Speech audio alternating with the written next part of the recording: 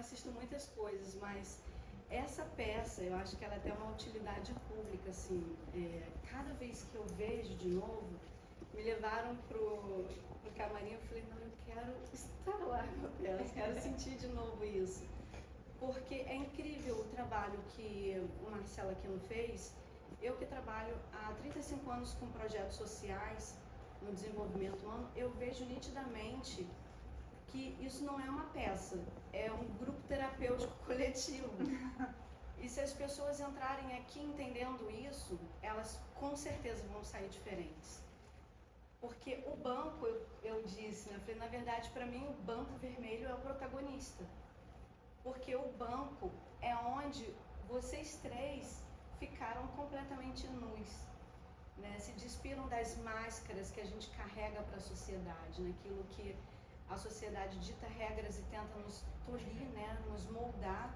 E a gente às vezes tenta se diminuir para se encaixar, para ser aceito, pertencente de alguma coisa.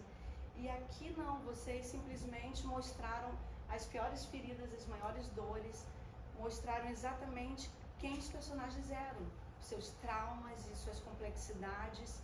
E foi uma grande terapia em grupo, né? Porque estavam ali os três, sendo, né? Os três relatando isso e um fazendo parte da história do outro, assim, de uma forma muito intensa.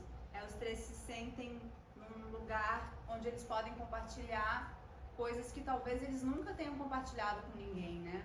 São pessoas muito solitárias, apesar do personagem do Miguel ter uma família, ele provavelmente é aquele tipo de homem que não compartilha a vida paralela que ele tem, né, com a família. Então é um homem cheio de segredos, né? A minha personagem também, a dificuldade de falar desse passado tão difícil que ela compartilhou com pouquíssimas pessoas, né? Esse passado de violência intenso e tão traumático.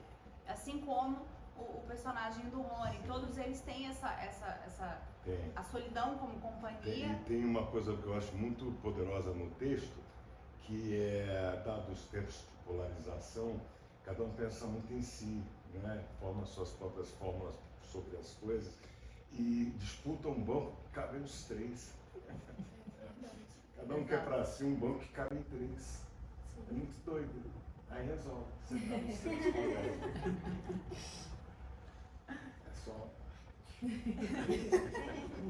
Mas é sobre isso justamente, né? Porque as pessoas não conseguem pensar no coletivo. E isso que eu acho que é muito que a ancestralidade e a vida indígena traz pra gente, né? Não existe o eu, existe o todo. Então tudo é compartilhado. Na hora de comer, todos trazem o que tem em casa e põem na mesa, todos comem o que tem, todos juntos.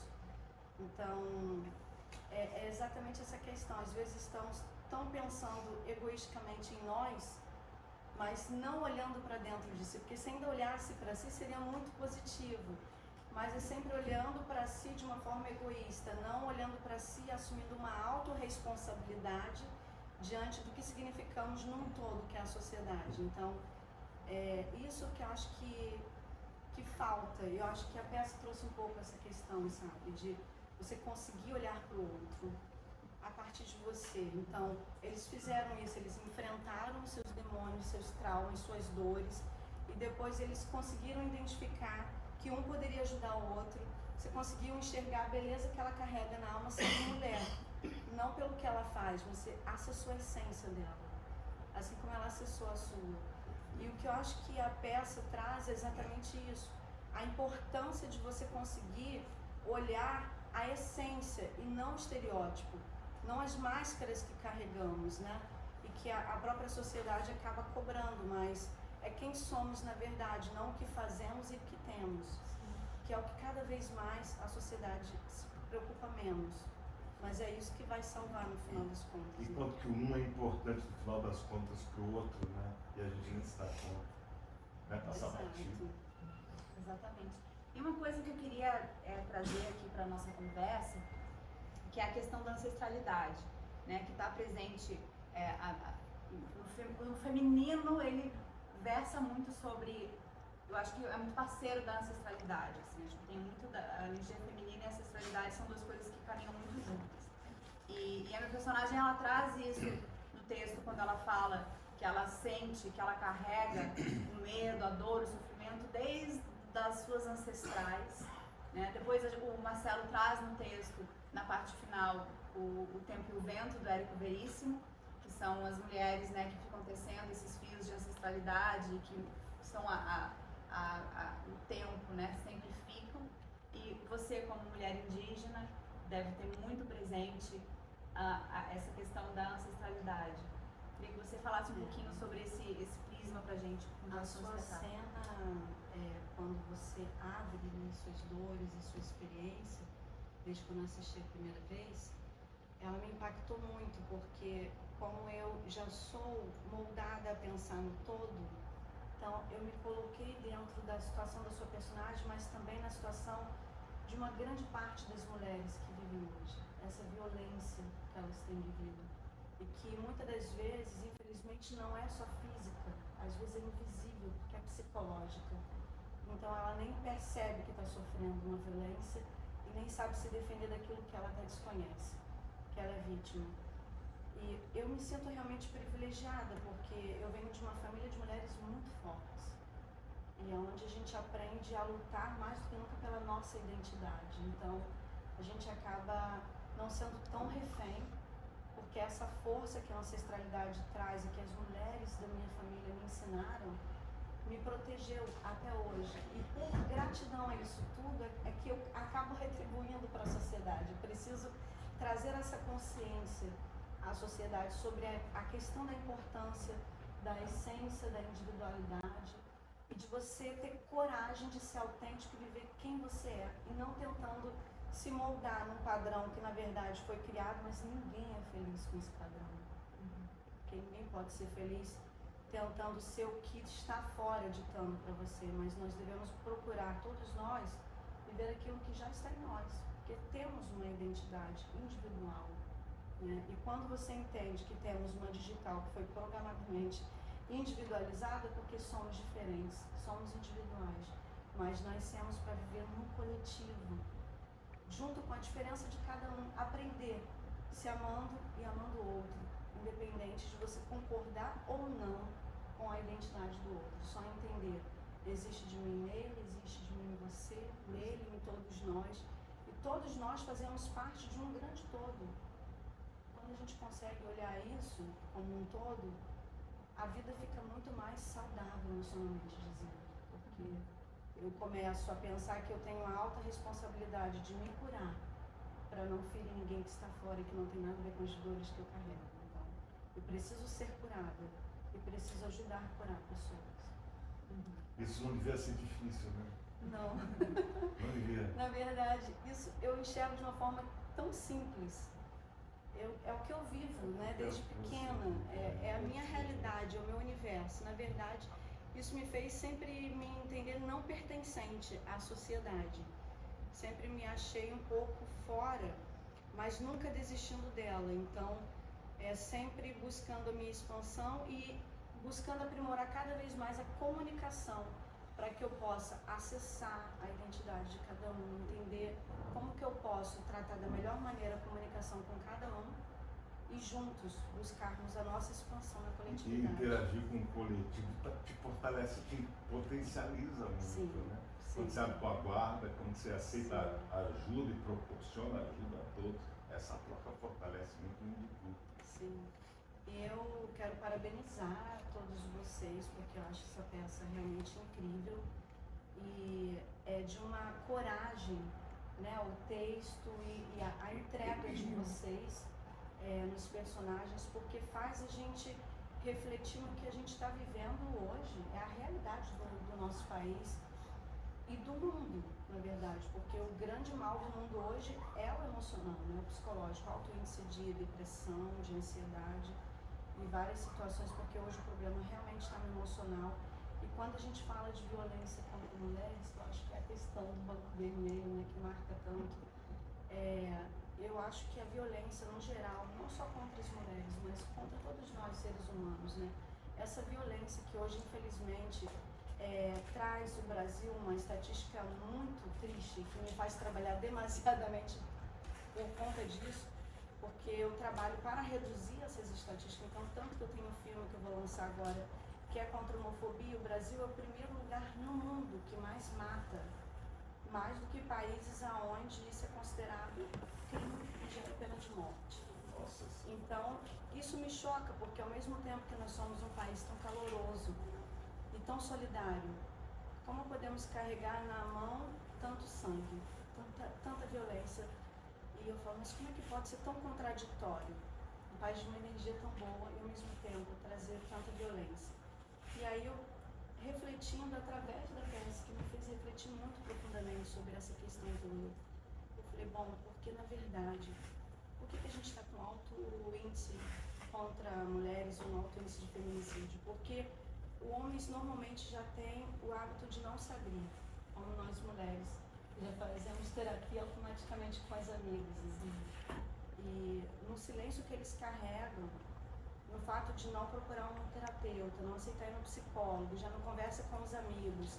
Então eles vão se alimentando, as feridas e as dores, elas vão progredindo num tamanho, chega uma hora que é tão gritante, que eles acabam transferindo isso como violência, às vezes até fatal, para a pessoa que está mais próxima deles. Quando isso poderia certamente ter sido evitado, se ele tivesse buscado tratar suas feridas, e isso independente se somos homens ou mulheres. Eu falo sempre num todo, somos seres humanos porque eu vejo almas, eu não vejo gênero. E se procurarmos mais olhar para dentro de si, procurar as nossas feridas e procurar apoio e ajuda, a sociedade vai ser mais saudável. E eu agradeço porque a arte transforma, eu acredito muito nisso, por isso que eu faço a arte. E vocês estão curando pessoas. E isso é incrível. E que a gente consiga estender isso por outros meses e em outros locais, porque Faz bem, né? A peça tem essa utilidade. Porque eu amo a humanidade e a minha missão é curar. E cada vez que eu posso ver pessoas que se doam, como vocês estão fazendo nesse palco, como aquilo teve uma coragem de escrever com tanta intrepidez e ousadia, de não querer se moldar em algo que eles tentam nos ditar regras, mas simplesmente é ter coragem de dizer o que tem que ser dito. A gente está vivendo numa sociedade doente e a gente precisa curar. E eu creio que a arte, ela realmente cura numa profundidade muito grande. Então eu agradeço a vocês, porque talvez alguns não vão reconhecer. Mas eu reconheço o que vocês estão fazendo aqui. E é mais do que simplesmente entregar a arte. Mas vocês estão curando. E que essa mensagem chegue em mais lugares. E que as pessoas saiam compreendendo que elas precisam ter autorresponsabilidade de buscar as suas curas. E que também entendam que assim como vocês estão usando o talento de vocês, usando o trabalho, a gente às vezes num abraço de 40 segundos, a gente pode salvar uma vida que não acredita em mais nada. Às vezes uma coisa tão simples que a sociedade pode fazer por si e pelo outro. Então que a gente aprenda a focar mais no amor, eu acho que é o que vai curar o mundo, né? Também acho. Amém. Alguém quer fazer alguma pergunta, gente, sobre a peça ou sobre a fala da Andréia? Quer colocar alguma coisa? Não? Timidez. Então, acho que a Mas Andréia são já lindas falou tudo, eu palavras, acho é muito que... lindo a gente e dá um prazer, aumenta o prazer de fazer esse espetáculo quando a gente recebe informações, para ver o que o espetáculo proporciona para mentes sensíveis, para as pessoas, como você que exercita esse pensamento todos os dias, sabe, de uma comunidade diferenciada, um padrão diferente, um amor mais exposto. É muito lindo perceber o que a peça me transmitiu, eu estou muito feliz. Muito bonito quando as pessoas estão abertas, né, para receber, com o coração aberto mesmo, se deixar tocar, se deixar transformar pelo que assistem num filme, numa peça, enfim, vendo uma obra de arte. Esse é o papel da arte, né? É muito bonito e potente quando isso acontece. E é muito bonito ver duas amigas queridas sentadas nesse banco, falando sobre a peça, né? Sobre essa peça que foi escrita em 2020 e que infelizmente se mantém absurdamente atual, né? A gente, eu acho que vai precisar fazer muita peça ainda, muito dançar, cantar, fazer muita coisa ainda para tratar dessa questão, né? Eu fiz uma mestrado, uma monografia, escrevi todo um trabalho sobre isso. Mesmo algumas pessoas me acusando de não ter lugar de fala, né? Lembra, André, quando eu estava escrevendo, né? Você me ajudou bastante nisso também. A Lu aqui, né? A gente foi uma luta, né, Lu? A gente fez um espetáculo inteiro também de dança para tratar dessa questão, porque eu acho que é uma missão. Eu acho que nós, homens, temos que cada vez mais entender que isso é uma luta nossa. Tem que ser uma luta nossa, né? Tem que ser uma luta nossa, porque as mulheres diziam, as minhas colegas diziam, o que você vai dizer que a gente já não saiba, né? Porque... E é assustador também saber, eu estava vendo esses dias que as estatísticas agora são as seguintes. Hoje, até o final do dia, 4 mulheres terão morrido no Brasil, assassinadas, né? São 4 mulheres Por dia. Pelo menos. Isso números oficiais, a gente, fora o que a gente não sabe, né? Então... Muito obrigado, viu, por esse bate-papo. Tinha que estar lotado aqui de gente, de homens e mulheres. Pra Obrigada, poder gente. acompanhar. Muito obrigada. Obrigado, Estávamos nós. É. E quem está aqui é o que importa. Muito obrigado. Muito obrigada. Obrigado.